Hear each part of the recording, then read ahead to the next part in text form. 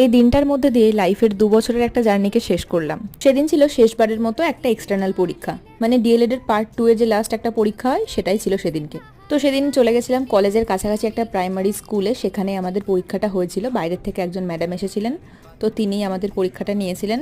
বাচ্চারা কিন্তু এই নকল স্যার ম্যাডামদের খুব ভালোবাসায় দেয়, কারণ তারা ওই যে আমরা একদিন যাই বা টিচিংয়ের সময় 1.5 মাস 2 মাস তাদের স্কুলে আমরা পড়াই, তারা একদম টেনশন ফ্রি থাকে, মানে তারা বকা খাবে না, মার খাবে না, এরকম একটা ব্যাপার থাকে। এক্সামের আগে অনেকক্ষণ সময় ছিল, তো সেই কারণে সবারই একটু ক্লিপ নিচ্ছিলাম, কারণ খুব মিস করতে চলেছি এই জার্নিটাকে। অ্যাকচুয়ালি মিস করছি বলতে পারি, কারণ অনেক দিন আগেই তো সেশনটা শেষ হয়ে গেছে, এই একটা মাত্র এক্সামই বাকি ছিল আমাদের। সেদিন প্রচণ্ড গরম ছিল, মাঝখানে আমরা একটুখানি বেরিয়ে একটুখানি জল ফ্রুটি এইসব খাচ্ছিলাম। তারপরে তো আমরা ভাবছিলাম যে এক্সামটা কমপ্লিট হয়ে গেল, এবার যে যার বাড়ির উদ্দেশ্যে যাবো, বাট সেটা হলো না। আবার আমাদের কলেজে যেতে হয়েছিল, কারণ আমাদের চার্ট মডেলগুলো সিগনেচার করে ওনারা জমা নিচ্ছিলেন। তারপরে কি কি করলাম সেটা দেখতে হলে নেক্সট পার্টটা দেখতে হবে। আগে